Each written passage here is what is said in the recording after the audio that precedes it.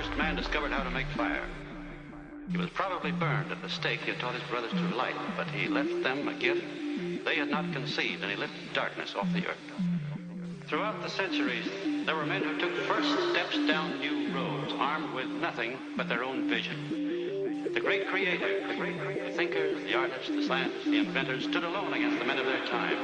Every new thought was opposed, every new invention was denounced.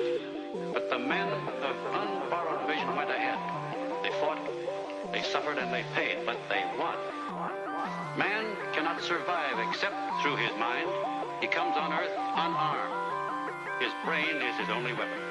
But the mind is an attribute of the individual. There is no such thing as a collective brain.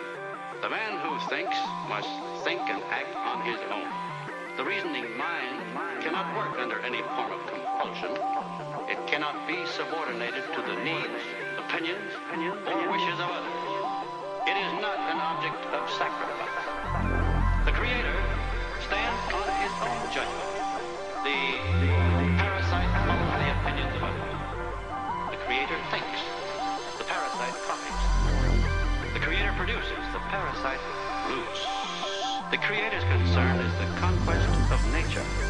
The parasite's concern is the conquest of man. The Creator requires independence. He neither serves nor rules. He deals with men by free exchange and voluntary choice. The parasite seeks power. He wants to bind all men together in common action and common slavery. He claims that man is only a tool for the use of others.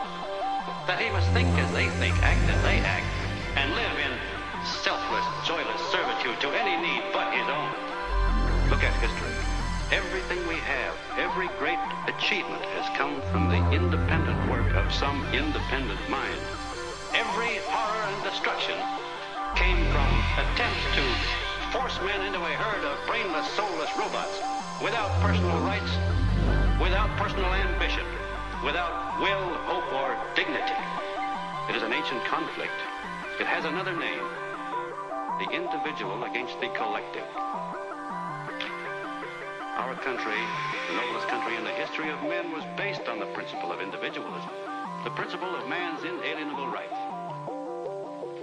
It was a country where a man was free to seek his own happiness, to gain and produce, not to give up and renounce, to prosper, not to starve, to achieve, not to plunder, to hold as his highest possession a sense of his personal value, and as his highest virtue his self-respect.